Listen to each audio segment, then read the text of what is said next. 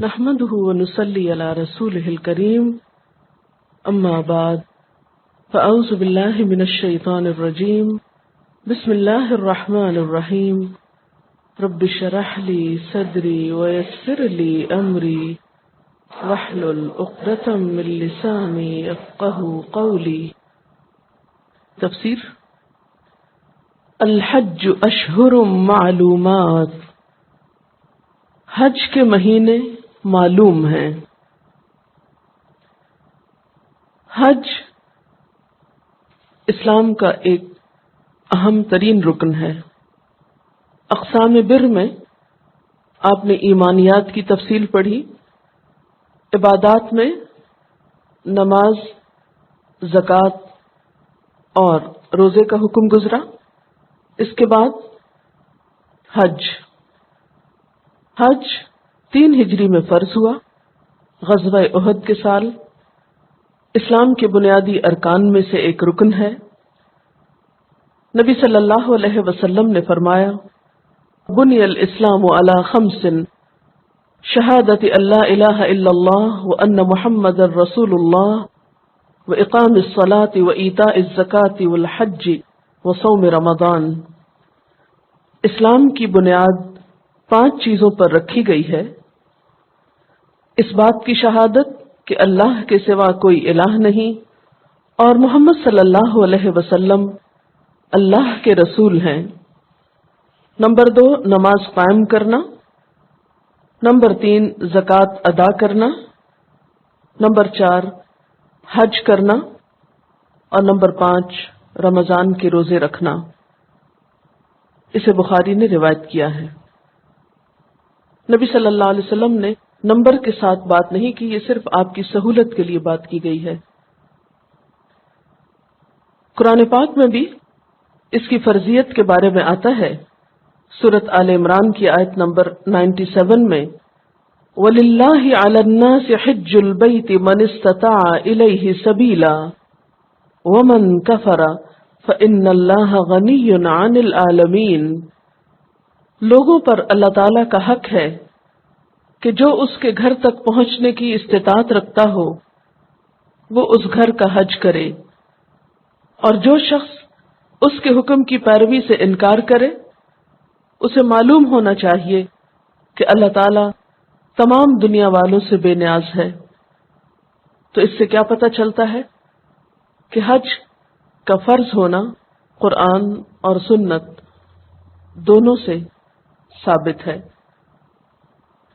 آگے کی آیات کو اور پچھلی آیات کو بھی بہتر طریقے پر سمجھنے کے لیے میں مختصراً حج کا طریقہ آپ کے سامنے رکھوں گی اور اس کے مختلف مقامات کو، تاکہ آپ آیات کو اور ان کی ترتیب کو اچھی طرح سمجھ سکیں. حج کی 3 قسمیں ہوتی ہیں: افراد، قران اور تمتع. عام طور پر پاکستان سے جانے والے لوگ حج تمتع ہی کی نیت کرتے ہیں، اس لیے حج تمتع کا طریقہ آپ کو بتاؤں گی. اپنے ذہن میں ایک ترتیب بنائیں ان باتوں کی جو میں آپ سے کہہ رہی ہوں. امیجن کریں اپنے آپ کو اس سفر میں شریک کر لیں جو سفر ایک حاجی کرتا ہے. ٹھیک ہے؟ تو حج تمتع کا طریقہ کیا ہے؟ نمبر 1 میقات، یعنی وہ باؤنڈری جہاں سے حج کا سفر شروع ہو جاتا ہے، جس کے پار حرم کا حصہ کہلاتا ہے اور اس سے ادھر ہل کہلاتا ہے. میقات سے عمرہ کا احرام باندھ کر مکہ مکرمہ آنا اور عمرہ ادا کرنے کے بعد احرام اتار دینا. یہ حج تمتع کا طریقہ. تمتع میں عمرہ اور حج ایک ہی سفر میں کیے جاتے ہیں. نمبر 2 8 ذی الحج یوم الترویہ کو مکہ مکرمہ میں اپنی قیام گاہ سے حج کے لیے احرام باندھنا. پاکستان سے نکلتے وقت جو احرام باندھا آپ نے میقات کراس کرنے سے پہلے، وہ کس چیز کی نیت کا تھا؟ عمرے کی نیت کا. آگے جا کر حج کا احرام کب باندھیں گے؟ 8 ذی الحج کو، جس کو کیا بولتے ہیں؟ یوم الترویہ. احرام باندھنے سے قبل لبیک حجن کہہ کر حج کی نیت کرنا. حج کی نیت کیسے کرتے؟ لبیک حجن. اس کے بعد احرام باندھنے سے قبل غسل کرنا اور جسم پر خوشبو لگانا. ابھی احرام نہیں باندھا، باندھنے سے پہلے کیا کرنا؟ نہانا اور خوشبو لگانا. یاد رکھیے احرام باندھنے کے بعد خوشبو نہیں لگائی جا سکتی. اس کے بعد بیمار آدمی کا احرام باندھتے وقت اللہم محلی حیث حبستنی یہ الفاظ ادا کرنا. یعنی اگر ایک شخص بہت بیمار ہے یا اس کی حالت خراب ہے یا اس کو کوئی بھی خطرہ ہے کہ کسی وجہ سے میں حج پورا نہ کر سکوں گا، تو وہ نیت کیسے کرے کہ اللہ میرے احرام کھولنے کی جگہ وہی ہے جہاں تو نے مجھے روک لیا. ممکن ہو تو نماز ظہر ادا کرنے کے بعد احرام باندھنا. نبی صلی اللہ علیہ وسلم نے ایسا ہی کیا تھا.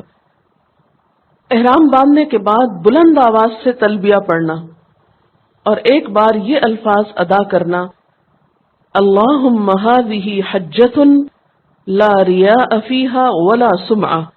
اے اللہ میرے اس حج سے نہ دکھاوا مقصود ہو نہ شہرت مطلوب. اور تلبیہ کیا ہے؟ لبیک اللہم لبیک لبیک لا شریک لک لبیک ان الحمد والنعمت لک والملک لا شریک لک.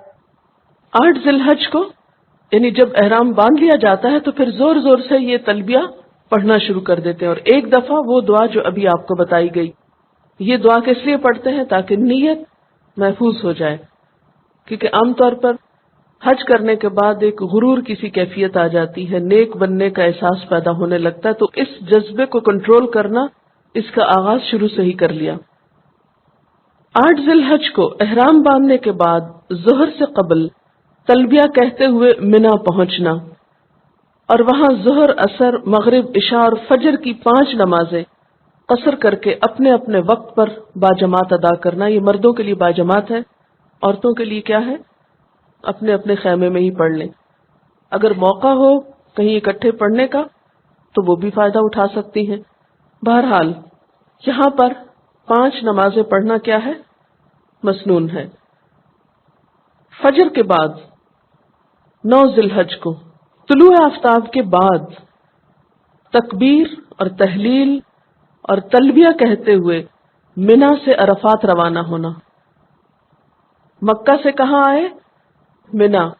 منا سے کہاں جائیں گے؟ عرفات. عرفات کے دن روزہ نہ رکھنا وہاں کے لیے، یہاں کے لیے نہیں. یہاں تو روزہ رکھنا زیادہ ثواب کا کام ہے. عرفات میں داخل ہونے سے قبل وادی نمرہ میں قیام کرنا. منا سے عرفات جاتے ہوئے راستے میں کیا پڑتا ہے؟ وادی نمرہ. وہاں پر رک جانا. آج کل تو یہ ممکن نہیں، ہاں اگر آپ الگ طور پر حج کر رہے ہو تو پھر ممکن ہوتا ہے. ظہر کے وقت عرفات میں امام حج کا خطبہ سننا. اس کے بعد ظہر اور عصر کی دونوں نمازیں ایک اذان 2 اقامت کے ساتھ باجماعت ادا کرنا. دونوں نمازیں اکٹھی پڑھی جاتی. کیسے ہوتا ہے؟ ایک اذان ہوتی ہے لیکن دونوں نمازوں کے لیے الگ الگ اقامت ہوتی. اگر ہجوم کے باعث وادی نمرہ میں ٹھہرنا ممکن نہ ہو تو حاجی سیدھا عرفات بھی جا سکتا ہے. ظہر اور عصر کی نمازیں ادا کرنے کے بعد عرفات میں داخل ہونا اور جبل رحمت کے دامن میں جہاں کہیں بھی جگہ میسر آئے وقوف کرنا. وقوف کرنے کا مطلب کیا؟ کھڑے ہونا. بیٹھے نہیں رہنا، سوئے نہیں رہنا، کھاتے پیتے نہیں رہنا، بلکہ زوال آفتاب کے بعد نمازیں پڑھنے کے بعد کیا کرنا؟ کھڑے ہو کر خوب خوب اللہ کا ذکر کرنا. قبلہ رخ کھڑے ہو کر ہاتھ بلند کر کے قرآنی اور نبوی یعنی مسنون دعائیں مانگنا اور درمیان میں تکبیر و تحلیل اور تلبیہ پڑھنا. یہ مسنون عمل ہے.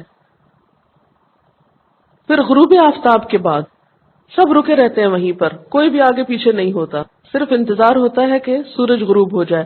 جو ہی غروب ہوتا ہے اذان شروع ہوتی ہے، سب وہ جگہ چھوڑ دیتے ہیں.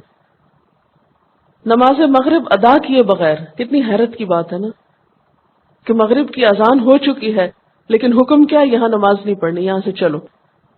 اتنا مشکل اس وقت لگتا ہے، بہت ہی عجیب فیلنگ ہوتی ہے کہ اذان ہو رہی ہے، نماز کا وقت ہے، اور وہ سب چلنے کو تیار ہے. لیکن اللہ کے حکم سے وَاذْكُرُوهُ كَمَا هَدَاكُمْ، جیسے اس نے کہا ویسے اس کا ذکر کرو، اپنی مرضی تھوڑی کرنی. غروب آفتاب کے بعد نماز مغرب ادا کیے بغیر سکون اور وقار کے ساتھ تلبیہ کہتے ہوئے مزدلفہ روانہ ہونا. پھر اس کے بعد مزدلفہ پہنچ کر مغرب اور عشاء کی نمازیں ایک اذان اور 2 اقامت کے ساتھ اکٹھی ادا کرنا. مزدلفہ پہنچ کر مغرب اور عشاء کی نمازیں جمع کر کے پڑھنا. اور اس میں بھی کیا ہوگا، 1 اذان 2 اقامت. رات سو کر گزارنا. اور کیوں؟ اس لیے کہ یہ مسنون ہے. اس وقت انسان سوچتا ہے یہ رات پھر کبھی نہیں ملے گی، جاگ کر گزارو. نہیں، سو جاؤ. اور 10 ذی الحج کی نماز فجر معمول کے وقت سے تھوڑا پہلے ادا کرنا، یعنی اندھیرے میں ادا کرنا. نماز فجر باجماعت ادا کرنے کے بعد مشعر الحرام پہاڑی کے دامن میں قبلہ رخ کھڑے ہو کر ہاتھ بلند کر کے سورج طلوع ہونے سے قبل خوب روشنی پھیلنے تک تکبیر و تحلیل کہنا، توبہ استغفار کرنا اور دعائیں مانگنا. یہ میدان بھی بہت بڑا ہے، اس لیے سب لوگوں کے لیے مشکل ہوتا ہے کہ وہ مشعر حرام کے پاس جا کر یہ سب کچھ کرے. اس لیے اگر وہاں جانا ممکن نہ ہو تو جہاں بھی کھڑے ہیں اس میدان کے اندر وہیں پر دعائیں مانگ لیں. لیکن اس میں کہ ہاتھ اٹھا کے دعا مانگنا اور تکبیر و تحلیل کرنا یہ سب مسنون عمل ہیں. طلوع آفتاب سے قبل سکون اور وقار کے ساتھ تلبیہ کہتے ہوئے مینا روانہ ہونا، یعنی سورج نکلنے سے پہلے ہی یہاں سے روانہ ہونا ہے. اور راستے میں وادی محصر سے تیزی کے ساتھ گزرنا. وادی محصر وہ وادی ہے جہاں ابرہہ کا لشکر ہلاک ہوا تھا، اس لیے اس وادی میں سے تیزی سے گزرنا ہوتا ہے. اب مینا واپس آ گئے. مینا پہنچ کر طلوع آفتاب کے بعد جمرہ عقبہ کی رمی کرنا اور رمی سے قبل تلبیہ کہنا بند کر دینا. تلبیہ کا وقت ختم. جمرہ عقبہ کی رمی کے بعد قربانی کرنا اور اس میں سے کچھ پکا کر کھانا، یہ بھی مسنون ہے. قربانی کے بعد حلق یا تقصیر کروانا اور احرام کی چادریں اتار کر عام لباس پہننا. پھر مینا سے مکہ جا کر طواف افاضہ کرنا، زمزم پینا اور اس کا کچھ حصہ سر پر بھی ڈالنا. پھر صفا و مروہ کی سعی کرنا اور مکہ مکرمہ سے مینا واپس آ جانا. ایام تشریق 11، 12، 13 ذی الحج. 8 تاریخ کیا ہے؟ یوم الترویہ. 9 تاریخ کیا ہے؟ یوم عرفہ. 10 تاریخ کیا ہے؟ یوم النحر. اور ایام تشریق کون سے ہیں؟ 11، 12، 13. یا 11، 12 میں 2 دن یا 3 دن، دونوں طرح ممکن ہے. زوال آفتاب کے بعد تینوں جمرات یعنی شیطانوں کو کنکریاں مارنا. ان کو کہتے ہیں جمرہ اولا، وسطی اور عقبہ. جمرہ اولا، جمرہ وسطی کی رمی کے بعد قبلہ رخ کھڑے ہو کر دعائیں مانگنا، لیکن جمرہ عقبہ کی رمی کے بعد دعا مانگے بغیر واپس لوٹنا. کیوں؟ آپ صلی اللہ علیہ وسلم نے ایسے ہی کیا، ہمیں نہیں معلوم کیوں، لیکن چونکہ آپ نے ایسا کیا اس لیے ہمیں بھی ایسا ہی کرنا ہے. مگر بہت کم لوگوں کو یہ سب باریک باتیں پتہ ہوتی ہیں. بس ایک ہجوم ہوتا ہے جو ہر جگہ موو کر رہا ہوتا ہے بغیر کسی شعور کے کہ ہم یہاں پر کیوں کھڑے ہیں اور کوئی بھی ریچول کس طرح کیوں ادا کر رہے ہیں. اسی لیے کہتے ہیں نا قل هل يستوي الذين يعلمون والذين لا يعلمون، کہہ دیجئے کیا وہ لوگ جو علم رکھتے ہیں اور وہ جو علم نہیں رکھتے برابر ہو سکتے ہیں. قیام منا کے دوران ممکن ہو تو روزانہ طواف کرنا، یعنی ابھی یہ 3 دن منا میں مزید گزرنا ہے یا 2 دن، تو ان میں روز مکہ آ کر طواف کر سکتے ہیں اگر ممکن ہو. مسجد خیف میں، یہ کہاں پر ہے مسجد؟ منا میں ہی ہے. باجماعت نمازیں ادا کرنا، بکثرت تکبیریں پڑھنا، حمد و ثنا کرنا، توبہ استغفار کرنا، دعائیں مانگنا، بس یہی عمل ہے ان دنوں کا.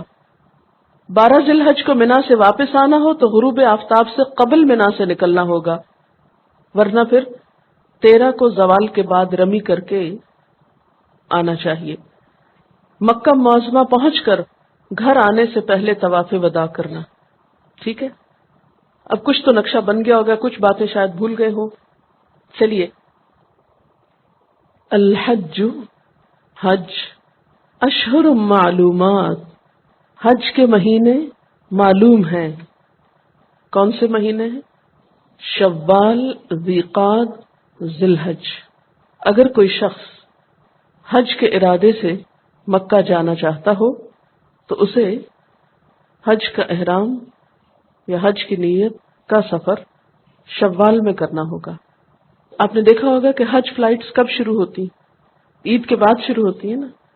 حالانکہ رمضان میں بھی بہت سارے لوگ جاتے ہیں عمرہ کرنے کے لیے، لیکن وہ حج کی نیت سے نہیں جاتے. اگر انہیں حج کرنا بھی ہو تو بسا اوقات وہاں رک جاتے ہیں یا پھر واپس آتے ہیں. تو حج کے قافلے شوال میں روانہ ہو سکتے ہیں، شوال اور پھر ذیقعد اور ذی الحج، کیونکہ ان مہینوں کے علاوہ احرام نہیں باندھ سکتے حج کے لیے. الحج اشہر معلومات، حج کے مہینے معلوم ہیں.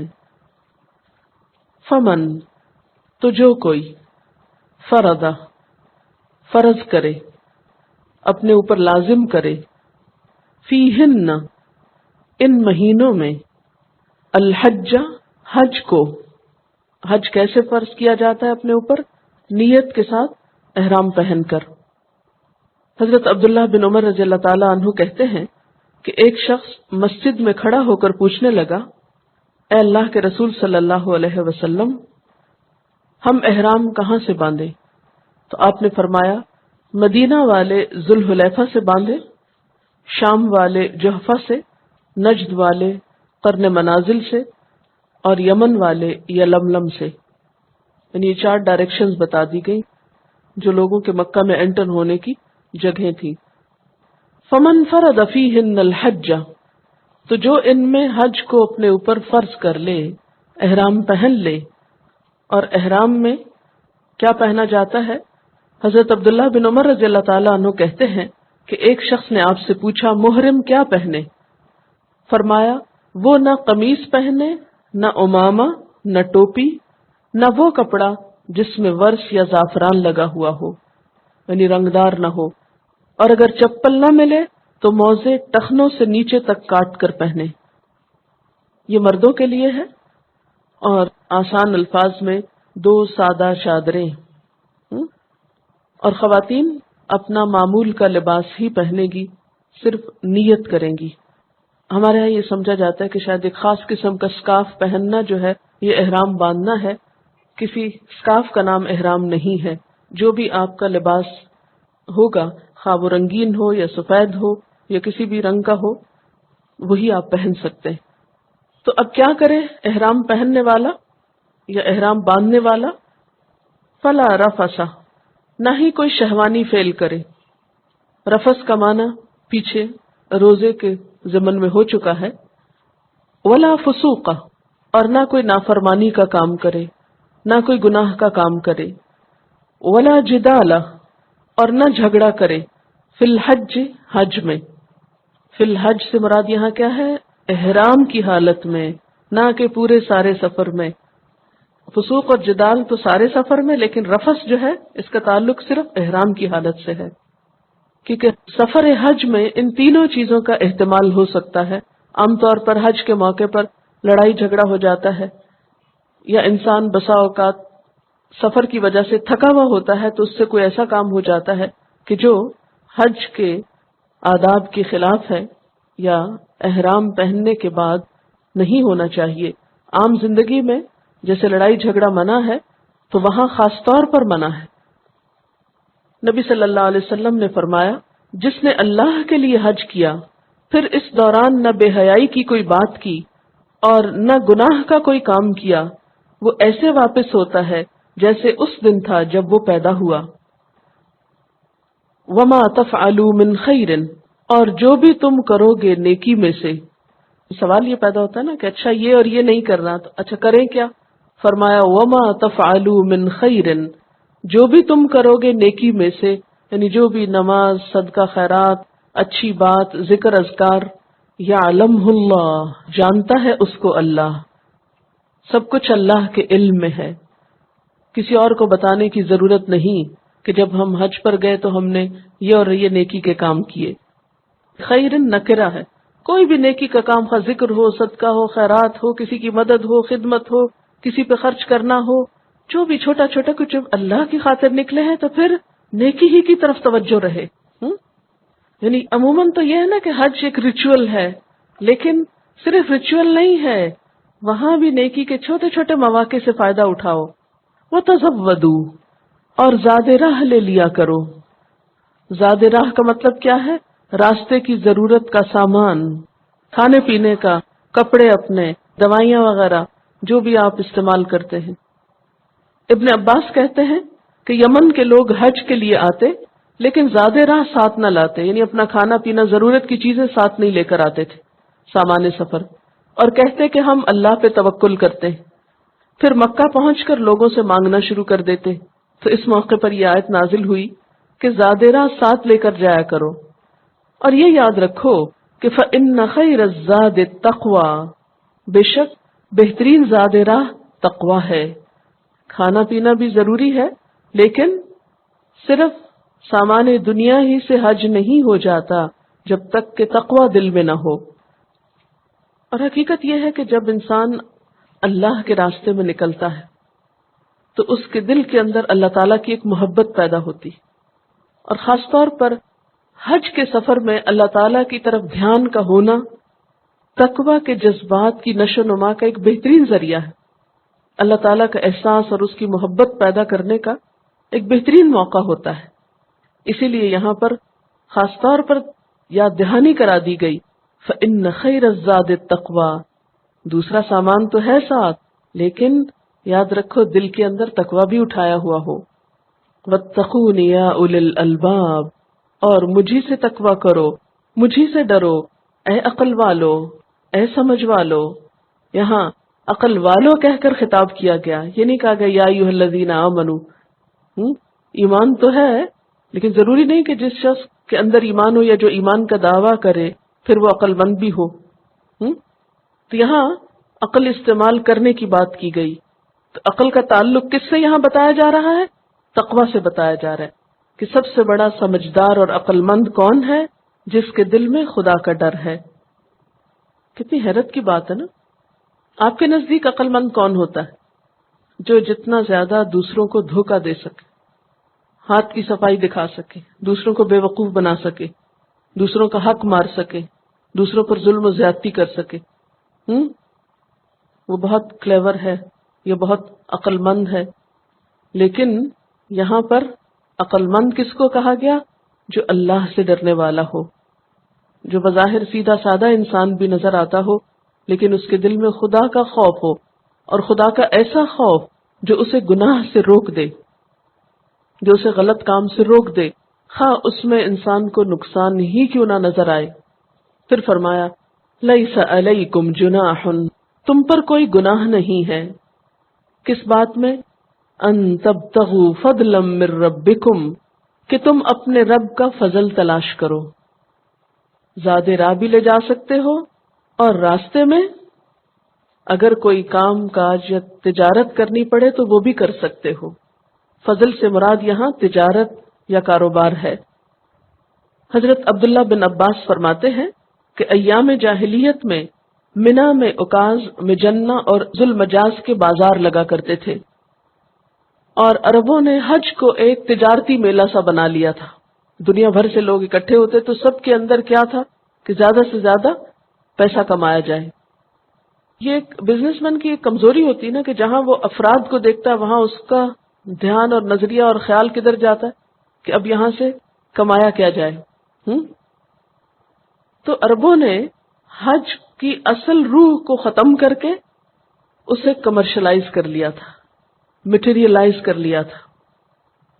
اسلام نے آ کر حج کے ساتھ تقوی کو جوڑ دیا. اللہ سے ڈرو، اللہ کا خیال کرو، اللہ کی خاطر یہ کرو. جسے پیچھے آنا وَأَتِمُّ الْحَجَّ وَالْعُمْرَةَ لِلَّهِ، حج اور عمرے کو اللہ کی خاطر کرو. تو اس پر پھر بعض صحابہ کرام کو یہ خیال آیا کہ کہیں ایسا تو نہیں کہ اس سفر میں ہم جو تجارت وغیرہ کرتے ہیں وہ حرام ہو. تو انہوں نے اس کو اپنے طور پر ہی ایک گناہ کا کام سمجھ لیا. اس پر یہ حکم نازل ہوا کہ نہیں، اسلام انسانی ضروریات کا خیال رکھتا ہے، ایک حد میں رہتے ہوئے اپنی دنیاوی ضروریات کو پورا کرنا اجر و ثواب کا باعث ہے، گناہ کا کام نہیں ہے۔ دیکھا یہاں یہ جائے گا کہ پرائرٹی کیا ہے۔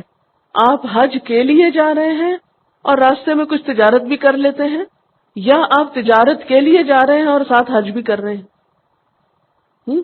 تو اصل بات تو نیت کی ہے یا آپ کے احساس کی ہے کہ آپ کی روانگی کا یا آپ کے جانے کا مقصد کیا ہے۔ اور یہاں تقویٰ کے اس مفہوم کی بھی نفی کی گئی کہ جس میں عام طور پر کیا سمجھا جاتا ہے، جب اللہ والے ہو تو دنیا کا ہر کام چھوڑ دو۔ نہیں، اللہ تعالی جانتا ہے بندوں کی کمزوریوں کو، بندوں کی ضروریات کو، وہ انسان پر اس کی وسعت سے بڑھ کر بوجھ نہیں ڈالتا، وہ تقویٰ کا ایسا مفہوم اور ایسا رنگ نہیں دیتا کہ جو انسان کی وسعت سے باہر ہو۔ ٹھیک ہے، جاؤ حج کرو، لیکن اس موقع سے فائدہ بھی اٹھا لو ایک جائز حد میں رہتے ہوئے۔ لیس علیکم جناح، تم پر کوئی گناہ نہیں، ان تبتغوا فضلا من ربکم، کہ تم اپنے رب کا فضل تلاش کرو، تم اپنے رب کا فضل یعنی مال وغیرہ حاصل کرو، کیونکہ تجارت کو کیا قرار دیا گیا؟ عبادت، اگر حلال طریقے سے ہو۔ فَإِذَا أَفَضْتُم مِّنْ عَرَفَاتٍ، پھر جب لوٹو تم عرفات سے۔ افضتم کا لفظ جو ہے افاظ یفیظ افاظہ، اس کا معنی ہوتا ہے منتشر ہونا، گروہ در گروہ چلنا۔ تو جب تم عرفات سے واپس آؤ یعنی گروہ در گروہ وہاں سے نکلو تو کیا کرنا راستے میں؟ فاذکروا اللہ، اللہ کا ذکر کرنا۔ کہاں؟ عند المشعر الحرام، مشعر حرام کے پاس۔ یہ کہاں پر ہے مشعر حرام؟ مزدلفہ میں۔ مزدلفہ میں ایک پہاڑی ہے مشعر حرام، وہاں پر اللہ کا ذکر کرنا۔ اور یہاں ذکر سے مراد عام ذکر بھی ہے اور نمازوں کی طرف اشارہ بھی ہے، کیونکہ عرفات میں نماز نہیں پڑھنا مغرب کی، بلکہ واپس لوٹ کر مزدلفہ میں پڑھنا ہے۔ کیوں؟ ایسا کیوں؟ اس لیے کہ وَاذْكُرُوهُ كَمَا هَدَاكُمْ، ذکر کرو اس کا جیسا اس نے تمہاری رہنمائی کی، جیسا اس نے تم کو بتایا ہے، اس طریقے پر کرو۔ جیسے قرآن پاک میں آتا نا، اقم الصلاۃ لذکری، نماز میرے ذکر کے لیے قائم کرو۔ تو اللہ کے ذکر کا سب سے بہترین طریقہ کیا ہے؟ نماز۔ پھر اللہ کی کتاب پڑھنا، قرآن پاک کا پڑھنا، پھر اس کے علاوہ اللہ تعالیٰ کی باتیں کرنا، خواہ دل میں یاد کرنا، خواہ زبان سے کرنا، خواہ دوسروں میں بیٹھ کے چرچا کرنا، اللہ تعالیٰ کی باتوں کی تعلیم دینا، یہ بھی اس کا ذکر کرنے میں ہی آتا ہے۔ تو ذکر ایک وسیع مفہوم رکھتا ہے۔ اور پھر خاص طور پر ان دنوں کا ذکر کیا ہے؟ تکبیر، تحلیل، تکبیریں پڑھنا، اللہ کی حمد و ثنا بیان کرنا۔ اور یہاں پر ابھی تلبیہ بھی پڑھا جائے گا، کیونکہ ابھی تلبیہ کہاں آ کر بند ہوگا؟ آگے جا کر منا میں۔ تو وَاذْكُرُوهُ كَمَا هَدَاكُمْ، ذکر کرو اس کا جیسا اس نے تم کو ہدایت دی ہے۔ اچھا، یہاں ایک اور بڑی اہم بات پتہ چلتی ہے، اور وہ یہ ہے کہ ذکر میں بھی خود ساختہ طریقے اختیار نہیں کرنے چاہیے۔ مثلاً بعض لوگ ذکر کرتے ہوئے کیا کرتے ہیں؟ اندھیرا کر لیتے ہیں۔ بعض اوقات بہت بلند آواز سے کچھ مخصوص کلمات پکارتے ہیں اور انہی کو اچھے ذکر کا نام دیتے ہیں۔ تو نہیں، ذکر جیسی چیز میں بھی کس کا خیال رکھنا ہے؟ اللہ تعالیٰ کی پسند کا خیال رکھنا ہے، کیونکہ اس کا نام جو لیا جا رہا ہے، جب یاد اس کو کرنا ہے تو اسی طریقے سے کرنا ہے جیسا وہ پسند کرتا ہے۔ مثلاً آپ اپنے دوست کو یاد کرتے ہیں، کس طریقے پر یاد کرتے ہیں؟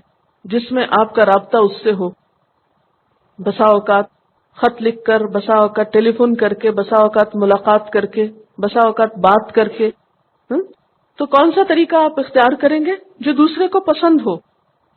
تو بالکل اسی طرح جب انسان اپنے رب کو یاد کرتا ہے تو رب کی یاد کے لیے بھی وہی طریقے اختیار کرنے چاہیے جو رب کو پسند ہو، جن کا طریقہ رب نے خود سکھا دیا ہو، کما ہداکم، جیسے اس نے تم کو گائیڈ کیا ہے۔ اور اللہ تعالیٰ کی پسند کس کے عمل میں پتہ چلتی ہے؟ نبی صلی اللہ علیہ وسلم کے. تو اس کا مطلب کیا ہوا کہ ان جگہوں پر جو کچھ نبی صلی اللہ علیہ وسلم نے کیا وہی کچھ ہمیں بھی کرنا ہے. دیکھیں نا، اگر ہر شخص اپنی مرضی کرنے لگے تو دین کا نقشہ کیا بن جائے، اور کیا یہ وہیں پر ہی کر کے چھوڑ کے آ جائے. عام زندگی میں بھی جہاں کہیں ذکر کا موقع ہو تو ویسا ہی کریں جیسے اللہ تعالیٰ کو پسند ہو. کئی لوگ نماز چھوڑ کر خالی تسبیح کرتے رہتے ہیں یا وظیفہ پڑھتے رہتے ہیں دنیا کی کسی مشکل کے لیے، اور نماز نہیں پڑھتے. وَإِن كُنتُم، اور بے شک تھے تم. بے شک یہاں ترجمہ اس لیے کیا جا رہا ہے، یہ میں ایک ہی دفعہ آپ کو اصول بتا دوں. ان کے بعد اگر آگے لا آئے، لام تاکید، تو ان کا ترجمہ بے شک میں کر لیجئے بغیر کسی جھجک کے. لا کہاں آ رہا ہے؟ لمن الضالین آ رہا ہے، اس لیے ان کا معنی کیا ہو جائے گا؟ بے شک. بے شک یقیناً تھے تم اس سے پہلے، البتہ بھٹکے ہوئے لوگوں میں سے. اہل عرب نبی صلی اللہ علیہ وسلم کی آمد سے پہلے بھی حج کرتے تھے. حج کا طریقہ کس نے جاری کیا تھا؟ حضرت ابراہیم علیہ السلام نے. جب اللہ تعالیٰ نے ان سے کہا تھا کہ وَأَذِّن فِي النَّاسِ بِالْحَجِّ، لوگوں میں حج کی پکار دو، تو اس وقت سے لے کر نبی صلی اللہ علیہ وسلم کے زمانے تک حج ہو رہا تھا، یہ سب ریچولز ہو رہے تھے، لیکن لوگوں نے اس میں منمانی چیزیں داخل کر لی تھی. تو یہاں پر کیا فرمایا جا رہا ہے کہ ذکر ویسے کرو جیسے وہ چاہتا ہے، اور اس سے پہلے تو تم بھٹکے ہوئے لوگوں میں سے تھے، تو تمہیں اپنے پچھلے طریقے چھوڑنا ہوں گے اور جو اللہ چاہتا ہے وہ اختیار کرنا ہوگا. اسی لیے نبی صلی اللہ علیہ وسلم نے فرمایا تھا خذوا عنی مناسککم، مجھ سے اپنے حج کے طور طریقے لے لو، سیکھ لو. تو ویسا ہی کرنا ہوگا جیسے آپ نے حج کیا، ورنہ تو پھر کیا ہے، وہی حال ہوگا جو آپ سے پہلے کے لوگوں کا تھا. جیسے وہ تھے لا علم، بھٹکے ہوئے، ایسے ہی بعد میں بھی بھٹکے ہوئے ہی رہے.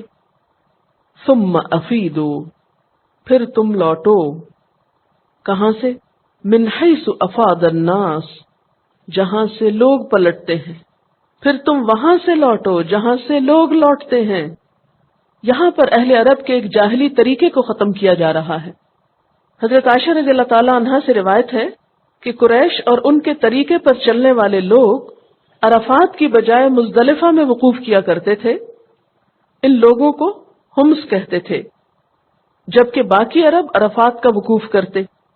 جب اسلام کا زمانہ آیا تو اللہ تعالیٰ نے اپنے پیغمبر کو یہ حکم دیا کہ عرفات میں جائیں، وہاں ٹھہریں، وہیں سے لوٹ کر مزدلفہ آئیں. تو یہاں اس سے مراد یہی ہے ثم افیدوا من حیث افاض الناس، لوگوں تم بھی وہیں سے پلٹو جہاں سے لوگ پلٹتے ہیں. دوسرے عربوں نے وہاں جانا کیوں چھوڑ دیا تھا؟ وہ کہتے تھے ہماری شان کے خلاف. ابھی آپ نے حج کا طریقہ دیکھا تھا نا، مکہ سے کہاں، منا سے کہاں، سیدھے عرفات سے پھر راستے میں مزدلفہ رکے، مزدلفہ سے پھر منا واپس آئے، منا سے پھر مکہ آئے. تو کچھ عرب قبائل کیا کرتے تھے، وہ منا سے عرفات تک جانے کی بجائے اس سے پہلے مزدلفہ میں ہی رک جاتے تھے. تو اللہ تعالیٰ نے کیا حکم دیا؟ ثم افیدوا من حیث افاض الناس، وہاں سے پلٹو، وہاں تک جاؤ جہاں سب لوگ جاتے. اور حقیقت یہ ہے کہ عرفات کا میدان ہی وہ میدان ہے کہ جہاں سارے لوگ ایک ہی وقت میں اکٹھے ہوتے. ورنہ بہت ساری جگہ ایسی ہیں کہ جہاں کچھ پہلے آگے، کچھ بعد میں آگے، کچھ آ رہے ہیں، کچھ جا رہے ہیں، لیکن عرفات میں سب ایک دفعہ اکٹھے ہو جاتے ہیں، اور پھر وہاں جب مغرب کی اذان ہوتی ہے تو اس وقت ہی وہاں سے نکلتے ہیں. افاضہ کا کیا معنی ہوتا ہے؟ منتشر ہونا، گروہ در گروہ چلنا، گروپس میں چلنا. تو عرفات سے واپسی کیسے ہوتی ہے؟ گروپس میں ہوتی ہے، ایک ایک شخص نہیں چل رہا ہوتا. بسز میں عام طور پہ اب آتے ہیں لوگ، قافلے آتے ہیں اکٹھے. تو بہرحال یہاں پر سب لوگوں کے اندر ایک مساوات بھی پیدا کی گئی کہ تم اپنے لیے مخصوص طریقے اختیار نہ کرو. دنیاوی اعتبار سے اگر کسی کی شان بلند بھی ہے تو اللہ کے گھر میں جا کے اس صف پہ سب برابر ہیں. وہاں بلندی کس کی ہے؟ جس کے اندر تقویٰ ہو. اور نبی صلی اللہ علیہ وسلم نے خاص طور پر تاکیداً یہ فرمایا کہ الحج عرفہ، الحج عرفہ، الحج عرفہ. حج نام ہی عرفات میں حاضری کا ہے. گویا اگر کسی سے عرفات کی حاضری مس ہو گئی، یعنی رہ گئی، چھٹ گئی، تو اس کا حج نہیں ہوا. کئی لوگ تو کیا کہتے ہیں کہ مدینے والے نے بلایا ہے. مدینہ کی حاضری کا نام وہ حج سمجھتے ہیں معصوم لوگ. لیکن نبی صلی اللہ علیہ وسلم نے کیا فرمایا؟ الحج عرفہ. اور وہ بھی آپ دیکھیے کہ زوال آفتاب کے بعد، سورج کے زوال کے بعد وہاں رکنا ضروری ہے. اگر زوال سے پہلے ہی کوئی گھوم کے آ گیا کہ میں سب لوگوں سے پہلے ہو کے چلا جاتا ہوں، تو اس کا بھی حج نہیں ہوا. حضرت ابن عباس سے روایت ہے کہ جو تمتع کی نیت سے عمرہ کے بعد احرام کھول دے، جب تک حج کا احرام نہ باندھے بیت اللہ کا طواف کرتا رہے، پھر جب حج کا احرام باندھے اور عرفات جانے کو سوار ہو تو حج کے بعد جو قربانی ہو وہ کرے، خواہ اونٹ ہو یا گائے ہو یا بکری. اور اگر قربانی میسر نہ ہو تو حج کے دنوں میں عرفہ کے دن سے پہلے 3 روزے رکھے، اور تیسرا روزہ عرفہ کے دن آ جائے تب بھی کوئی حرج نہیں. مکہ سے عرفات جائے، وہاں سے عصر کی نماز سے رات کی تاریکی ہونے تک ٹھہرے، پھر عرفات سے اس وقت لوٹے جب دوسرے لوگ لوٹیں، اور سب لوگوں کے ساتھ رات مزدلفہ میں گزارے. اللہ کا ذکر، تکبیر اور تحلیل صبح ہونے تک بہت کرتا رہے، پھر صبح کو لوگوں کے ساتھ مزدلفہ سے منا لوٹے، جیسے کہ اللہ تعالیٰ نے فرمایا ثم افیدوا من حیث افاد الناس. تو یہ ہے اس کا مفہوم. واستغفر اللہ، اور اللہ سے بخشش مانگو. اب آپ دیکھیں عرفات سے بھی پلٹ آئے، حج بھی ہو گیا ایک طرح سے، لیکن پھر بھی کیا حکم ہے؟ اللہ سے معافی مانگو. تو اس سے کیا پتہ چلتا ہے کہ وہاں کیا جانے والا ذکر، اس میں خاص طور پر کیا شامل ہونا چاہیے؟ استغفار، کثرت سے گناہوں کی معافی. اور ویسے بھی آپ کو معلوم ہے کہ عرفہ کے دن اللہ تعالیٰ بے شمار لوگوں کو جہنم سے رہائی کا مجدہ سناتے ہیں. ایک حدیث میں آتا ہے کہ شیطان اس دن چیختا ہے، چلاتا ہے، اپنے سر پہ خاک پھینکتا ہے، روتا ہے اور کہتا ہے کہ میں نے فلاں شخص کو اتنے سال تک بہکائے رکھا اور آج اللہ تعالیٰ نے اس کو معاف کر دیا، اس کے توبہ استغفار کی وجہ سے، اس کے رونے دھونے کی وجہ سے. تو سب سے زیادہ جو گردنیں جہنم سے رہائی پاتی ہیں وہ عرفہ کے دن ہوتی ہیں. اس لیے یہ دن بہت ہی برکت کا دن ہے. اور اس دن کثرت سے مانگی جانے والی دعا کیا ہونی چاہیے؟ استغفار، واستغفر اللہ، ان اللہ غفور الرحیم. بے شک اللہ تعالی غفور الرحیم ہے. کس کے لیے غفور الرحیم؟ جو استغفار کرے، جو بخشش مانگے اس کو ملتی ہے. فَإِذَا قَضَيْتُم مَّنَاسِكَكُمْ، پھر جب تم پورے کر چکو اپنے مناسک کو. مناسک کون سے؟ یعنی ریچولز، یعنی ارکان حج ادا کر چکو تم. مناسککم سے مراد یہاں کیا ہے؟ ارکان حج، یعنی عرفہ جانا، پھر واپس آنا، مزدلفہ ٹھہرنا. فاذکروا اللہ، تو ذکر کرو اللہ کا. کذکرکم آباءکم، مانند ذکر کرنے تمہارے اپنے آباء و اجداد کو. یہاں عرب جاہلیت کا ایک اور طریقہ بتایا گیا، اور وہ کیا ہے کہ وہ لوگ وہاں پر اللہ کا ذکر کرنے کی بجائے زیادہ تر اپنے آباء و اجداد کے کارنامے بیان کرتے تھے. یعنی حج کو ایک میلہ بنا لیا، تجارتی مرکز بنا لیا، اور اس کے ساتھ ساتھ شعر و شاعری کی مجلسیں جماتے، قصے کہانیوں کی مجلسیں ہوتی، کیونکہ بہت سارے لوگ اکٹھے ہیں، دنیا بھر سے لوگ آئے ہوئے ہیں، مل بیٹھ کے خوب باتیں کرتے، اور اس میں پھر فخریہ باتیں بہت کرتے، اپنے اپنے آباء و اجداد کے قصے بہت سناتے. تو اس کا یہاں پر ذکر کیا جا رہا ہے کہ جب تم اپنے مناسک پورے کر چکو تو کیا کرو؟ فاذکروا اللہ، اللہ کو یاد کرو. کذکرکم آباءکم، جیسے تم اپنے باپ دادا کا ذکر کرتے ہو. او اشد ذکرا، یا اس سے بھی بڑھ کر اللہ کا ذکر کرو. باپ دادا کے تو تم پر وہ احسانات نہیں ہیں جو اللہ تعالیٰ کے تم پر ہیں، اس لیے اللہ تعالیٰ اس بات کا زیادہ مستحق ہے کہ تم اس کو سب سے بڑھ کر یاد کرو. ایمان والوں کی پہچان کیا بتائی گئی ہے قرآن پاک میں؟ والذین آمنوا اشد حبا للہ، ایمان والے اللہ کی محبت میں سب سے زیادہ شدید ہوتے ہیں، اور ایمان والے اللہ کا ذکر سب سے بڑھ کے کرتے ہیں. اب دیکھیں نا، جب قیامت ہوگی تو ہم میں سے ہر ایک کی باتیں سامنے لا رکھی جائیں گی، ایک ایک لفظ تولا جائے گا، تو اس میں پھر دیکھا جائے گا کہ کس کی باتوں میں اللہ کا ذکر زیادہ ہے، کس کے نامہ اعمال میں اللہ کا ذکر زیادہ ہے، اور کون دنیا ہی کی باتیں کرتے کرتے ختم ہو گیا. ہم میں سے ہر ایک اپنے اپنے نامہ اعمال کو امیجنیشن کے ساتھ ڈسٹریبیوشن کرے، اس کو ڈیوائڈ کرے. یہ اللہ کا ذکر ہے، یہ فلاں کی باتیں ہیں، یہ فلاں کی، یہ فلاں کی، یہ فلاں کی، یہ مال کی باتیں، یہ اولاد کی باتیں، یہ لوگوں کی باتیں، اور یہ اللہ کا ذکر. کون سی ڈھیری اونچی ہوگی؟ میرے خیال میں تو لوگوں کی باتیں سب سے زیادہ ہوں گی، کیونکہ ہمارا دل پسند مشغلہ لوگوں کا ذکر کرنا ہے۔ محفلوں میں بیٹھتے تو کیا آباء و اجداد کی باتیں، کبھی بچوں کی باتیں، کچھ وقت بچے تو اوروں کی باتیں، اور کتنے فیصد اللہ کی باتیں۔ حدیث میں نہیں آتا کہ اللہ کا ذکر اتنا کرو کہ لوگ دیوانہ کہنے لگے، لوگ ریاکار کہنے لگے، بہت دکھاوا کرتا ہے، شو آف کرتا ہے۔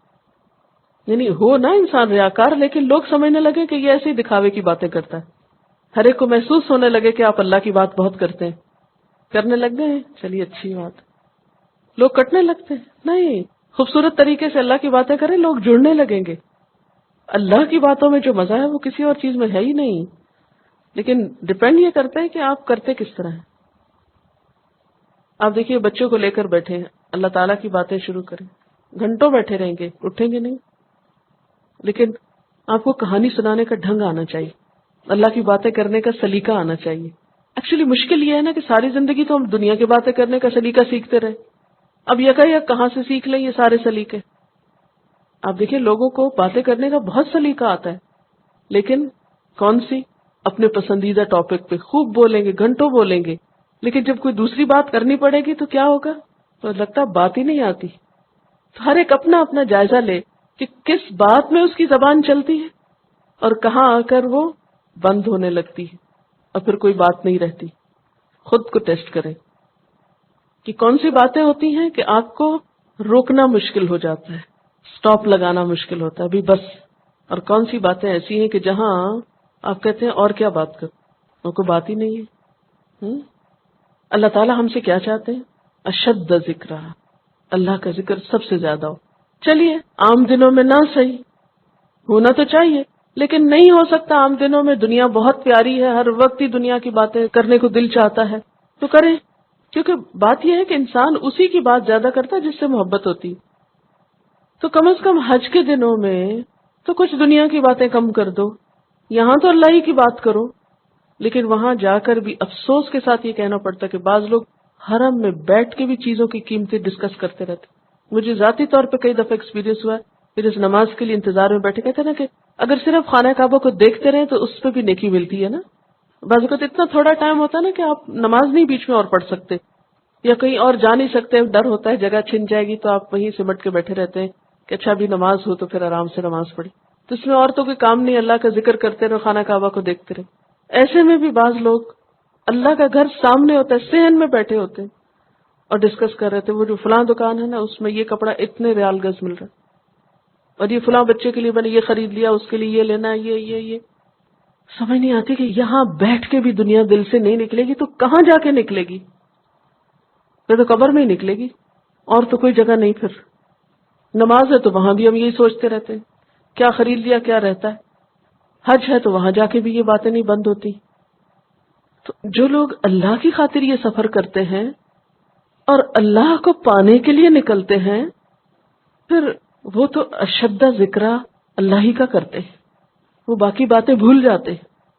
اور حج ایک بہت بڑا ٹیسٹ ہوتا ہے بندوں کو پرکھنے کا، جن لوگوں نے کر لیا ہے وہ خود کو پرکھ لیں، اور جو کرنے کا ارادہ رکھتے ہیں وہ آئندہ ٹیسٹ کر لیں خود کو کہ وہاں جا کر بھی یادیں کیا تھیں، باتیں کیا تھیں، دلچسپیاں کیا تھیں، شوق کیا تھے، وقت کہاں گزرتا تھا، بھاگ دوڑ کس کے لیے تھی۔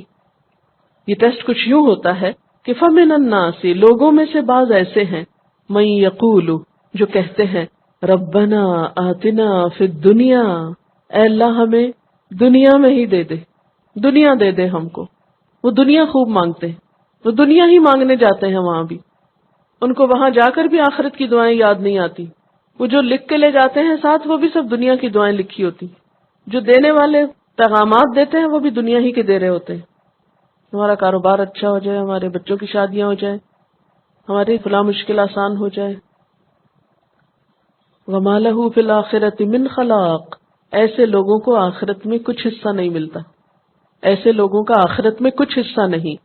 خلاق، خلاق کا لفظ جو ہے خ لام قاف سے ہے، ہر طرح کی بھلائی کا ایک معین حصہ یا بھلائی کا بڑا حصہ، یا کہتے ہیں کہ وہ حصہ جو انسان اپنے اخلاق کی وجہ سے حاصل کرتا ہے، بھلائی کا وہ حصہ جو انسان اپنے اخلاق کی وجہ سے حاصل کرتا ہے. فَمِنَ النَّاسِ مَن يَقُولُ رَبَّنَا آتِنَا فِي الدُّنْيَا وَمَا لَهُ فِي الْآخِرَةِ مِنْ خَلَاقٍ. تو لوگوں میں سے بعض یہ کہتے ہیں اے ہمارے رب ہمیں دنیا دے دے، دنیا میں دے دے. وَمَا لَهُ فِي الْآخِرَةِ مِنْ خَلَاقٍ، اور ان کا آخرت میں کوئی حصہ نہیں ہوتا. ظاہر ہے جو جس مقصد کے لیے حج کرے گا وہی ملے گا اس کو. جو دنیاوی فائدوں کے لیے حج پہ جا رہا ہے، تجارت کرنے جا رہا ہے، دنیا کا مال کمانے اور بڑھانے کی جس کو فکر ہے اس کو وہی مل جائے گا، وہ دعائیں بھی ویسی مانگے گا. اور جس کو آخرت کی فکر ہے وہ دنیا مانگے گا تو صحیح لیکن آخرت کو بھولے گا نہیں. وہ کیسے دعا مانگے گا؟ وَمِنْهُمْ مَن يَقُولُ، بعض یہ بھی کہتے ہیں ربنا آتنا فی الدنیا حسنۃ وفی الآخرۃ حسنہ، اے ہمارے رب ہمیں دنیا میں بھلائی دے دے اور آخرت میں بھی بھلائی دے دے. وقنا عذاب النار، اور ہمیں آگ کے عذاب سے بچا لے. ان کو آگ کے عذاب سے بچنے کی فکر ہوتی ہے. ظاہر ہے جو جس تڑپ کو لے کے وہاں پہنچتا ہے پھر وہ وہی کچھ وہاں جا کے مانگتا ہے. دراصل دعا انسان کی اندرونی کیفیت کا اظہار ہوتی ہے. جو شخص جس غم کو پالے ہوئے ہوتا ہے اسی چیز کے ازالے کے لیے دعائیں کر رہا ہوتا ہے. ایک دن آپ سے کہا تھا نا میں نے کہ اپنے اپنے غم لکھیں، تو اب ان غموں کو پھر یاد کر کے دعائیں دیکھیں اپنی، کہ جب ہمیں صرف دنیا کے غم لگتے ہیں تو ہماری دعائیں بھی صرف دنیا تک قید ہو کر رہ جاتی، اور جب ہمیں آخرت کا غم لگ جاتا ہے تو پھر ہماری دعاؤں میں آخرت بھی شامل ہو جاتی. دنیا مانگنا نہ برا ہے نہ منع کیا گیا ہے، دنیا میں رہنا ہے اور دنیا بھی ایک ضرورت ہے. اور چونکہ ہمیں دنیا سے پہلے واسطہ پڑا ہے اس لیے پہلے دعا دنیا ہی کی ہوگی تاکہ اس کی فکروں سے فارغ ہوں تو پھر آگے کی بھی اچھی طرح سوچ سکے. اور پھر وَفِي الْآخِرَةِ حَسَنَةً وَقِنَا عَذَابَ النَّارِ، اور صرف آخرت کی بھلائی ہی نہیں مانگی بلکہ اس کے ساتھ ساتھ آگ سے نجات بھی مانگی. یا اللہ آگ سے بچا لینا. یہ ہیں اولی الالباب، عقل والے، جو آخرت کے عذاب سے پناہ مانگتے ہیں.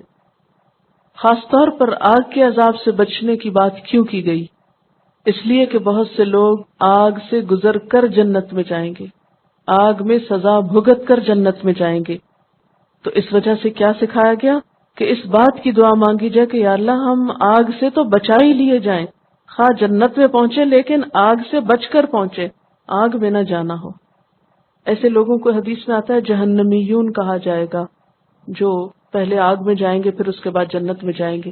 اور جنت میں جانے سے پہلے ان کے جسم پر پانی ڈالا جائے گا نہر الحیات سے، اس سے ان کے جسم پھر سے اگیں گے کیونکہ راکھ جو بن چکے ہوں گے. اور جب وہ پورے بن جائیں گے تو ان کے جسم کے اوپر جلنے کے نشان بھی ہوں گے. جب وہ جنت میں پہنچیں گے تو نشان ہوں گے نا، پھر اللہ تعالیٰ وہ نشان بھی مٹا دیں گے. اس لیے ہم اس بات پہ مطمئن نہ ہو کے بیٹھ جائیں کہ ہم نے نیک کام کر لیا اب تو جنت کا دروازہ خود ہی کھل جائے گا ہمارے لیے، اور ہمیں تو آگ سے کیا کام. جیسے یہود کہتے تھے لن تمسنا النار الا ایاما معدودہ، چند دن ہی تو آگ میں جانا پڑے گا، اگر گئے بھی تو کیا فرق پڑتا. نہیں، چند دن بھی بڑے بھاری ہیں. وقنا عذاب النار. نبی صلی اللہ علیہ وسلم حج کے دوران طواف کرتے وقت اور دوسرے اوقات میں اکثر یہی دعا مانگتے تھے، ربنا آتنا فی الدنیا حسنۃ وفی الآخرۃ حسنہ، کیونکہ جامع دعا ہے، اس میں دنیا اور آخرت کی سب بھلائیاں آ گئی. اصل میں ہوتا ہے نا، وہاں رش بھی ہوتا ہے اور انسان بسا اوقات تھکا ہوا بھی ہوتا ہے، بسا اوقات بہت دعائیں یاد بھی نہیں ہوتی، اور بعض اوقات جذبات سے اتنا اوور ویلمنگ ہوتا ہے سارا ایٹماسفیئر کہ وہ کیفیت ایسی ہوتی ہے کہ یاد بھی نہیں آتا کہ مجھے کیا چاہیے تھا، وہ فکریں بھی بھول جاتی ہیں. تو پھر بہترین دعا کیا ہے؟ ربنا آتنا فی الدنیا حسنۃ وفی الآخرۃ حسنۃ وقنا عذاب النار. اچھا، اب حسنہ کی جو ڈیفینیشن ہے وہ کیا ہے؟ یہ بھی قابل غور ہے. حسنہ سے مراد صرف دنیا کا مال و دولت ہی نہیں، دنیا کی اچھی چیزیں ہی نہیں، دنیا میں حسنات نیکیاں کمانے کی توفیق بھی ہے کہ اللہ دنیا میں ہم کو حسنہ عطا کر. تو مراد کیا ہے؟ نیکی کرنے کی توفیق عطا کر، اچھا اخلاق عطا کر. وفی الآخرۃ حسنہ، اور آخرت میں ان نیکیوں کی جزا عطا کر. حسنا ایسی حالت جو اللہ تعالیٰ کے نزدیک پسندیدہ ہو، یعنی اپنے پسندیدہ حال میں ہم کو رکھ، پسندیدہ اعمال کی توفیق دے، اور دنیا کی جو نعمتیں ہم کو ملے اس سے بھی ہم تیرے اور قریب ہو جائیں، تجھی کو پالیں. صحت ملے تو تجھے راضی کرنے کے کام کریں، زندگی ملے، جوانی ملے، طاقت ملے، مال ملے، اولاد ملے، جو کچھ بھی ملے ان سب چیزوں سے پھر تیرے ہی قریب ہو، تیرا ہی قرب پائیں، تجھی کو پائیں. کیونکہ جس سے محبت ہوتی ہے انسان اس کی خاطر ہر چیز لگانے کو تیار ہو جاتا ہے، ورنہ محبت کا دعویٰ جھوٹا.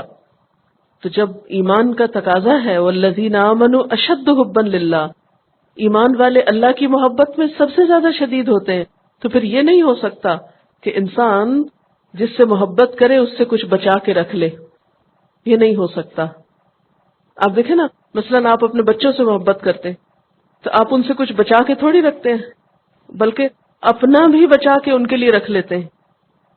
یعنی ماؤں کا حال کیا ہوتا ہے، جو اچھی چیز ہوتی ہے اس کو کس کے لیے بچا کے رکھ لیتی ہیں؟ بچوں کے لیے بچا کے رکھ لیتی ہیں، اور ہر وقت ایک ایک کے بارے میں سوچتی رہتی ہیں. اچھا اس کا یہ ہو گیا تو اب اس کے لیے یہ کرنا ہے، اس کے لیے یہ کرنا ہے تو اس کے لیے یہ کرنا ہے. سارا دھیان انہیں میں ہوتا ہے. تو بالکل اسی طرح جس کو اللہ سے محبت ہو، پھر یہ نہیں ہو سکتا کہ آپ اللہ کی خاطر اپنا مال بچا کے رکھ لیں. نہیں، پھر اللہ کی خاطر مال لگائیں گے، وقت لگائیں گے، جو بھی قوت ٹیلنٹ آپ کو ملے گا وہ اس کی خاطر استعمال کریں گے کہ جتنا بھی لگ جائے اس کے راستے میں لگ جائے، کسی کام آ جائے. بچا کے کیا کرنا ہے؟ اولئک، یہی تو وہ لوگ ہیں، لہم نصیب، ان کے لیے حصہ ہے، مما کسبوا، اس میں سے جو انہوں نے کمایا. نصیب نصب سے ہے، نصب کہتے ہیں گاڑ دینے کو، جیسے لکڑی نصب کر دی جاتی ہے نا، فکس کر دی جاتی، یعنی ان کے لیے فکسڈ حصہ ہے. انہوں نے اپنا سب کچھ لگایا تو ان کا پروفٹ بھی فکسڈ ہے. اولئک لہم نصیب مما کسبوا، لیکن یہ فکس پروفٹ کہاں سے؟ مما کسبوا، اس میں سے جو انہوں نے کمائی کی. کسبہ کمانا کیا پڑا تھا؟ ہاتھ کی کمائی. اب سمجھ میں آتا ہے نا کہ جب عربی کے لغت کے اندر جاتے ہیں تو پھر جو سمجھ میں آتی ہے بات وہ ویسے نہیں آتی. ہاتھ کی کمائی جو خود کی، یہ نہیں کہ کسی سے کرا لی مزدوری پہ. تم بیٹھ کے سب میرے لیے قرآن پڑھ دو، میں تم کو کھانا کھلا دوں گی.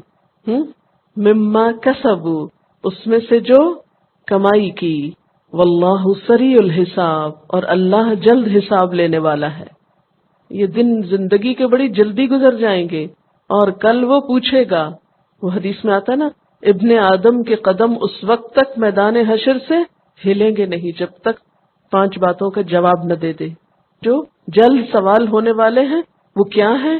عمر کس کام میں لگائی، جوانی کس کام میں لگے، خاص طور پہ جوانی کا سوال. مال کہاں سے کمایا، کہاں لگایا، اور علم جو حاصل کیا اس پہ عمل کیا کیا. اچھا، یہ جو جلد حساب لینے والا ہے تو اس کے بارے میں آتا ہے کہ جو فوت ہو گیا اس کی قیامت آج قائم ہو گئی، اس کا حساب تو ہو گیا.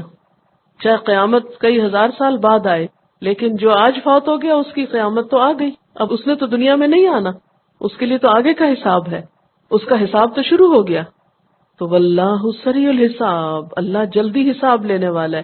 مت انتظار کرو، مت سوچو کہ اچھا اگلے سال کر لیں گے، پھر کبھی کر لیں گے. جو نیکی کا موقع ملے کر جاؤ، کچھ پتہ نہیں واپسی کا دن، واپسی کا سفر کب آ جائے. یعنی قیامت کو دور نہ سمجھو، جس دن مرو گے اسی دن حساب شروع ہو جائے گا. ایک طرح سے ہم سمجھتے نا ابھی قیامت بڑی دیر سے آئے گی. وَاذْكُرُوا اللَّهَ فِي أَيَّامٍ مَّعْدُودَاتٍ، اور ذکر کرو اللہ کا گنے چنے دنوں میں. اب دیکھیے کہ روزوں کے لیے بھی کیا لفظ استعمال ہوا تھا، ایام معدودات. حج بھی کیا ہے، ایام معدودات. چند دن تو ہیں، ہمیشہ تھوڑی یہاں بیٹھے رہو گے، ہمیشہ تھوڑی یہاں آؤ گے. دیکھیں نا، حج ایک لائف ٹائم ایکسپیرینس ہوتا ہے نا، ایک ہی دفعہ جاتا ہے نا انسان. اگر دوبارہ جانے کا موقع ملے تو بھی چند دن ہوتے ہیں نا، سارا سال تو نہیں حج ہوتا. وذکر اللہ، اس لیے وہ سفر جو اللہ کی خاطر ہو، وہ دن جو اللہ کی خاطر ہو، ان میں ذکر بھی اللہ ہی کا ہو. ہر وقت تکبیرات کا ورد ہو، ہر وقت اللہ کا ذکر ہو. وَاذْكُرُوا اللَّهَ فِي أَيَّامٍ مَّعْدُودَاتٍ، اور اس سے مراد ایام تشریق ہیں خاص طور پر۔ ایام تشریق کون سے ہیں وہ؟ 11، 12، 13۔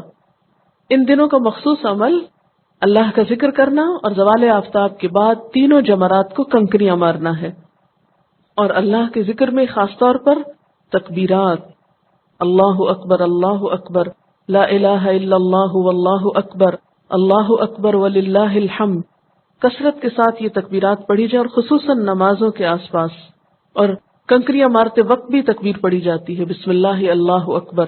پھر جانور قربان کرتے وقت بھی تکبیر پڑھی جاتی ہے، کیونکہ جانور بھی منا میں ہی قربان ہوتے ہیں۔ نبی صلی اللہ علیہ وسلم نے فرمایا کہ یہ دن کھانے پینے اور اللہ کا ذکر کرنے کے، اور کوئی کام نہیں، سارا دن بیٹھنا ہوتا ہے، یا آپ گھومتے پھرتے رہیں، یا آپ کھا لیں پی لیں، نماز پڑھ لیں، پھر ذکر کریں، اور خصوصی طور پر نمازوں کے آس پاس تکبیریں۔ اللہ کا ذکر کرو گنے چنے دنوں میں، فمن تعجل، تو جو کوئی جلدی کرے، فی یومین، 2 دنوں میں، یعنی 11 اور 12 کے بعد واپس آنا چاہے، کہاں سے؟ منا سے کنکریاں مار کے، فلا اسم علیہ، تو اس پر کوئی گناہ نہیں۔ اب دیکھیں عرفہ سے کیا کہا؟ ثم افیدوا من حیث افاض الناس، لیکن یہاں کیا ہے؟ یہاں پہلے بھی آ سکتے ہو، یعنی ٹائم میں پہلے آ سکتے ہو، ویسے تو وہاں بھی جانا ہوگا۔ فمن تعجل فی یومین فلا اسم علیہ، تو جو 2 دن جلدی کر لے، یعنی جلدی یہ کام کر کے پلٹے، تو اس پر کوئی گناہ نہیں۔ ومن تأخر، اور جو کوئی تاخیر کرے، یعنی تیسرا دن بھی وہیں لگائے، فلا اسم علیہ، تو اس پر بھی کوئی گناہ نہیں، لیکن لمن اتقا، واسطے اس کے جو تقوی اختیار کرے۔ اب اختلاف تو ہو گیا نا کہ نہیں؟ ہو گیا، کوئی 2 دن رہا، کوئی 3 دن، اب کیا کرنا چاہیے؟ لڑنا چاہیے آپس میں؟ نہیں، 2 دن والے کہیں کہ یہ بدعت کر رہے ہیں، 3 دن والے، 3 دن والے کہیں یہ گناہ کر رہے ہیں 2 دن رہ کے۔ ہونا تو ایسے ہی چاہیے نا، نہیں ہم تو ایسے ہی کرتے ہیں۔ دین کے معاملات میں بہت وسعت ہے، اصل چیز 2 اور 3 نہیں ہے، لمن اتقا، جس کے دل میں خدا کا خوف ہو، لیکن ہمارے دلوں میں خدا کا خوف نہیں رہا، اس لیے ہم لڑتے ہیں۔ اس سے کوئی فرق نہیں پڑتا کہ کوئی 2 دن رہا یا 3 دن رہا، اصل اجر و ثواب کس کا ہے؟ تقوی والے کا۔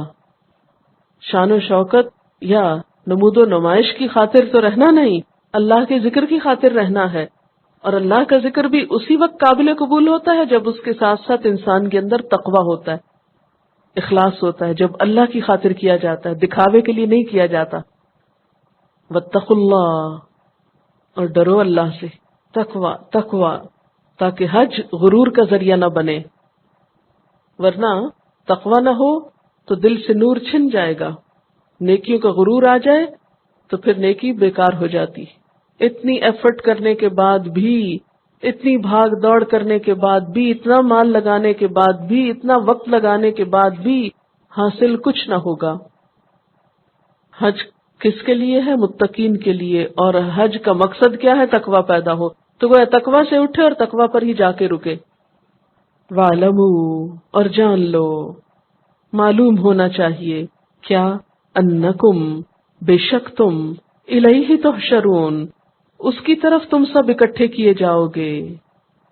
اس بات کا علم حاصل کر لو کہ تم سب کو اللہ کے پاس اکٹھا ہونا ہے، سب وہاں جمع ہوگے، جس طرح آج تم حج کے موقع پر جمع ہو، جیسے آج یہ میدان عرفات اور منا کا میدان، اس میں تمہیں انسانوں کا ہجوم نظر آتا ہے، یاد رکھو ایسے ہی قیامت کے دن سب انسان ایک میدان میں اکٹھے ہو گئے۔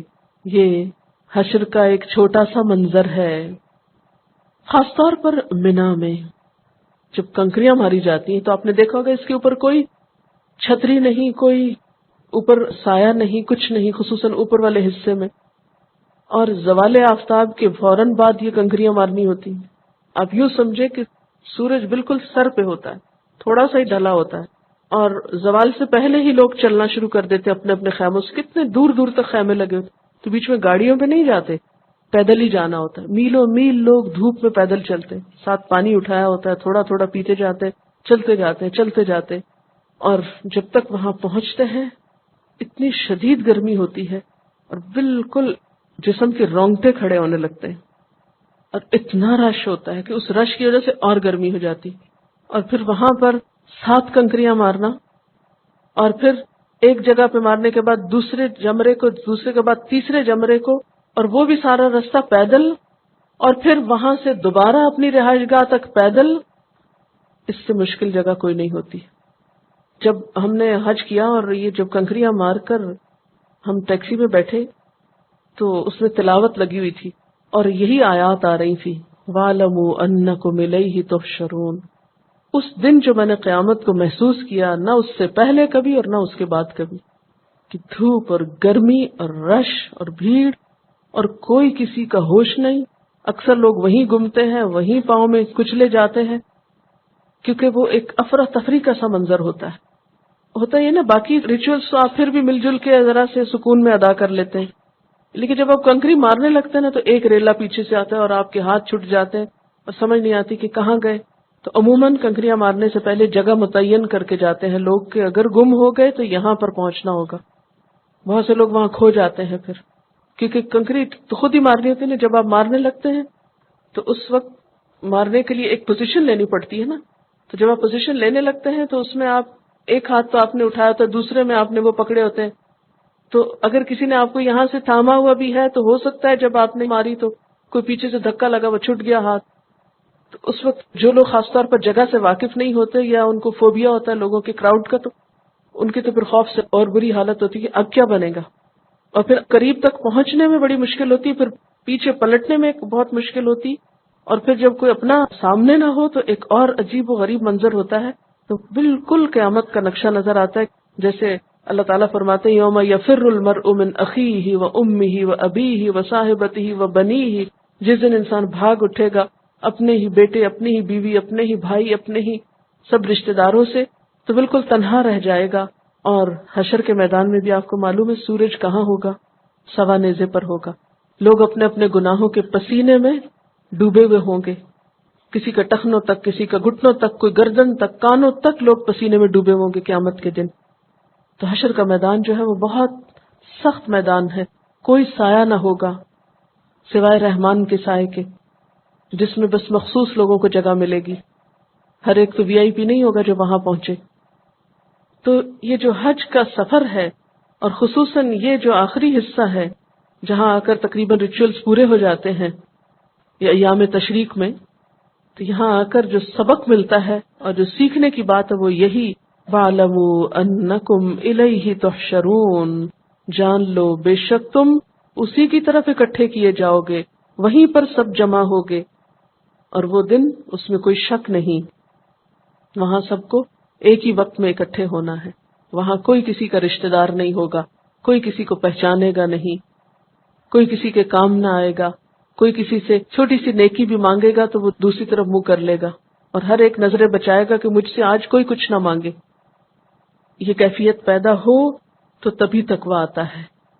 اس میں آپ دیکھیں کہ سارا سفر حج جو ہے بنیادی طور پر اللہ تعالیٰ کی پہچان کا ایک ذریعہ ہے، اللہ تعالیٰ کی طرف رجوع کرنے کا ایک موقع ہے. اس میں انسان اللہ پہ توکل بھی کرتا ہے اور ساتھ زاد راہ بھی رکھتا ہے. اس میں اگرچہ بھروسہ اس پر ہونا چاہیے لیکن اس کے احکامات کی پابندی بھی ہونی چاہیے. جب وہ کہہ رہا ہے گھر سے سامان لے کے چلو تو لے کے جانے میں ہی نیکی ہے. یہ سفر تزکیہ نفس کا ایک ذریعہ ہوتا ہے، کیونکہ جب یہ کہا گیا کوئی جھگڑا نہیں، کوئی گناہ نہیں، تو پھر نفس کا ایک بہت بڑا امتحان ہوتا ہے، کیونکہ گرمی بہت ہوتی ہے نا، اور رش ہوتا ہے، پیاس لگی ہوتی ہے، بعض اوقات چل چل کے بھوک بھی بہت لگ جاتی ہے، راستے میں مرضی کی کھانے کی چیز بھی بسا اوقات نہیں ملتی. تو گھر کا پکا ہوا کھانا تھوڑی ہوتا ہے وہاں پر، جیسا تیسا مل جائے خریدے انسان وہی کھانا ہوتا ہے. تو اس میں پھر مزاج میں بہت برہمی آتی. اس وقت خود کو کنٹرول کرنا، اس وقت اپنے آپ کو اپنے حدود میں رکھنا اور دوسروں کو اذیت نہ دینا، دھکم پیل نہ کرنا، تو یہ سب کچھ ایک ٹریننگ ہے. پھر اسی طرح اتفاق و اتحاد کی تعلیم ہے کہ ہر رنگ کے لوگ وہاں جمع ہوتے. کسی کی شکل کیسی ہے، کسی کا رنگ کیسا ہے، تو کسی پہ دیکھ کے ہنسنا نہیں، کسی کا مذاق نہیں اڑانا. کوئی کسی طرح کا لباس پہنے ہوتے ہیں، کوئی کسی قسم کے کام کر رہا ہوتا ہے، کوئی کسی طرح کھا رہا ہوتا ہے. تو یہ مسلمانوں کو یکجہتی کی تعلیم بھی دیتا ہے حج، پھر دوسرے کا احترام کرنا سکھاتا ہے، دوسرے کے کلچر کا، زبان کا، انداز کا، رنگ کا، کیونکہ بسا اوقات ایسے سین بھی آتے ہیں کہ انسان کی بے اختیار ہنسی چھوٹنے لگتی، کیونکہ انسان کا ایک مزاج ہے نا کہ جو ان یوزول چیزیں دیکھتا ہے تو انسان اس پہ ایک دم ہنسنے لگتا ہے، ایسے میں اپنی ہنسی کنٹرول کرنا، بسا اوقات کسی کو دیکھ کر دوسرے کو اشارہ کرتا ہے دیکھو، تو یہ بھی ایک فسوق کا کام ہے، کسی مسلمان پہ کسی کو اس طرح اشارہ کرنے کی ضرورت نہیں۔ پھر اسی طرح دوسروں کے دکھ درد کو دیکھنے کا، بعض لوگ ضرورت مند ہوتے ہیں، تو بہترین سفر کیا ہے کہ انسان خود اپنے پہ بھی خرچ کرے اور اپنے سفر کے ساتھیوں پر بھی خرچ کرے، بہترین صدقہ ہے۔ حضرت عبداللہ بن مبارک جو تھے حج کا قافلہ لے کر جاتے تھے، اور ان کا حج کرانے کا طریقہ یہ ہوتا تھا کہ لوگوں سے کہتے اچھا کون کون حج پہ چلے گا، لاؤ میرے پاس اپنا اپنا پیسہ جمع کراؤ، سب کا جمع کر لیتے، سب کو اپنے پاس سے کھلاتے پلاتے، سب کے سفر کی ضروریات پوری کرتے، جب واپس آتے تو سب کو کہتے اچھا یہ میری طرف سے حج کا ہدیہ لو، اور ان کی چیزیں واپس لوٹا دیتے۔ وہ اس کو بہترین صدقہ سمجھتے تھے کہ لوگوں کو فی سبیل اللہ، اللہ کے راستے میں ایک نیکی کا کام کرائیں اور ان پر خرچ کریں۔ پھر اسی طرح یہ ہے کہ عقیدہ توحید اس میں بڑا پختہ ہوتا ہے، اللہ تعالیٰ کے گھر کو دیکھ کر اللہ تعالیٰ کی عظمت اور اس کی بڑائی یاد آتی، باقی سب چیزیں پس منظر میں چلی جاتی ہیں۔ اور بنیادی طور پر ایک محبت کا سفر ہے، دیوانگی کا سفر ہے، شوق کا سفر ہے، اطاعت کا سفر ہے، کیونکہ دیکھا جائے تو سوائے اللہ کو یاد کرنے کے اور کھانے پینے کے اور کوئی خاص کام تو وہاں ہوتا نہیں، تو اس میں بنیادی طور پر انسان کے جذبات کی تربیت زیادہ ہوتی ہے، اچھے اور برے دونوں، کہ انسان نہ حد سے بڑھے اور نہ ہی منفی جذبات کو بڑھنے دے، اور پھر اجتماعیت سکھاتا ہے کہ مل جل کر کام کیسے کرتے ہیں۔ نبی صلی اللہ علیہ وسلم نے خاص طور پر عورتوں کے لیے کہا تھا جہاد کن الحج، تمہارا جہاد حج ہے، کیونکہ ایک مشقت کا کام ہے۔ کسی نے لکھا ہے کہ جو چھوٹی چھوٹی باتوں پہ جھگڑتے ہیں وہ دراصل دین کے بارے میں معلومات نہیں رکھتے۔ جی ہاں، بنیادی طور پر لا علمی ہے جو لوگوں کو دین کے مسائل پہ بہت زیادہ اختلافات پہ ابھارتی۔ قربانی کے پیسے کسی ٹرسٹ میں دینے سے کیا قربانی ہو جاتی؟ نہیں، جب تک وہ قربانی نہ کرے قربانی نہیں ہوتی۔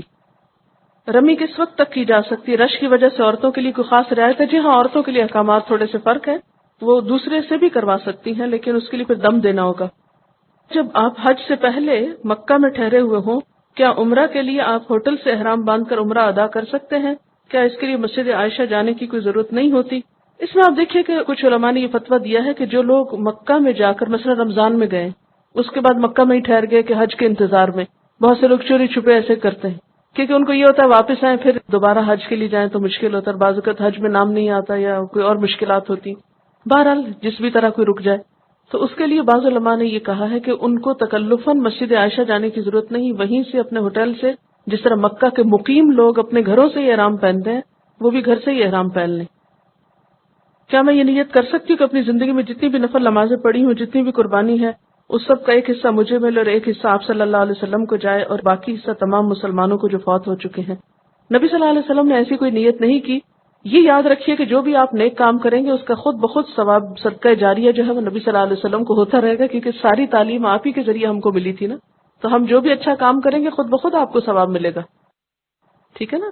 تو اس میں آپ نیت کریں یا نہ کریں، کیونکہ آپ کی ایفرٹ سے ہمیں سب کچھ پہنچا، اس لیے آپ تک ثواب جائے گا، لیکن ایسی کوئی دلیل ہمیں نہیں ملتی کہ جس میں ایسی نیت کرنے کو کہا گیا ہو۔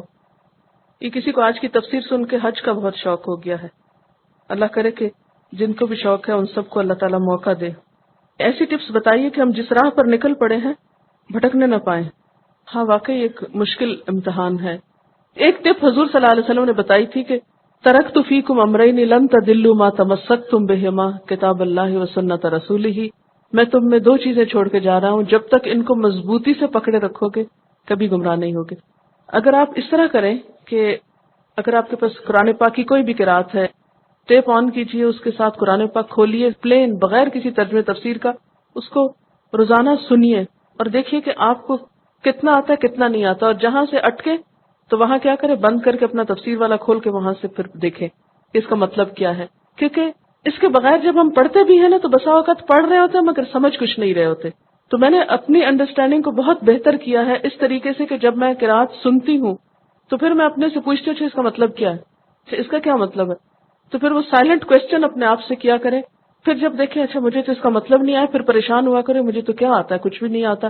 پھر اس کے بعد اس کے مطلب کو ڈھونڈ لیا کریں، اچھا یہ تھا اس کا مطلب. پھر اس طرح آپ پڑھیں گے تو آپ کو بھولے گا نہیں. اوکے. وآخر دعوانا ان الحمد للہ رب العالمین. سبحانک اللہم وبحمدک نشہد ان لا الہ الا انت نستغفرک ونتوب الیک.